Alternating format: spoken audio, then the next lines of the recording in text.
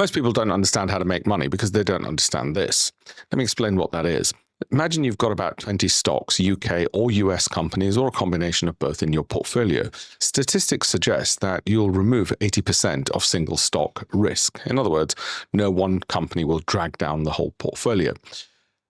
However, the bit your IFN wealth manager don't understand is the image with the red dots on the right, which is correlation increases when markets fall, which is why we know with our clients it's incredibly important that we let them know when they've just got to be out of the market and in cash, not trading, not trying to time the market, but those rare occurrences like 2022 where they might be better off holding cash, or 2008. And these crises and falls don't happen overnight. They don't just happen like this. The key is to distinguish the deep falls from the ones which might be shallow. And this is another bit that IFAs and wealth managers don't quite understand, because they've got a conflict of interest. They need to keep your money with them so they can keep earning fees for longer. So they're never going to tell you, go away and hold cash.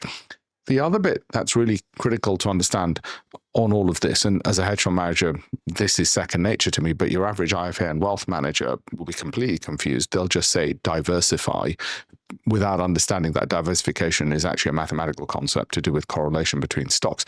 This is really easy. Okay, what you're actually looking to do is to work out, do I want to exit even on what might be a shallow drop on the basis that my falls will be shallower if I do exit, because I won't necessarily get the steeper falls, but my gains, my peaks may not be as high because I might end up buying back more expensive. So I won't necessarily have the great returns that somebody who held through it would, but I won't equally have the sharp falls. That's the bit people forget. So when they say time in the market, not timing the market, it's the most idiotic thing to say, because it neglects the psychology of the human behind it. There are people who simply don't want to be in the market when it's falling sharply because they don't have the patience, and they are going to panic because they don't have the risk capacity. The fault is not theirs, and some trite statement like time in the market is not going to help them.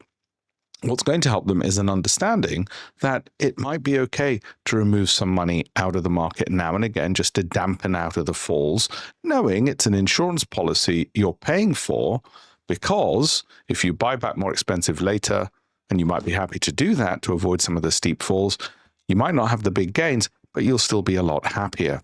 And that regret minimization framing is how we look at it for our clients, and they're a hell of a lot happier than sitting through massive crises and taking a roller coaster ride to the downside on the basis that, my God, I hope the IFN fund manager know what they're doing in their monthly newsletters when they say, don't worry, it's diversified. Well, when you really need diversification, you don't get it. All stocks fall in tandem. Diversification increases to the downside.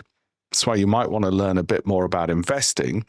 If you do, got a ton of free resources for you, alpeshpatel.com. Thank you.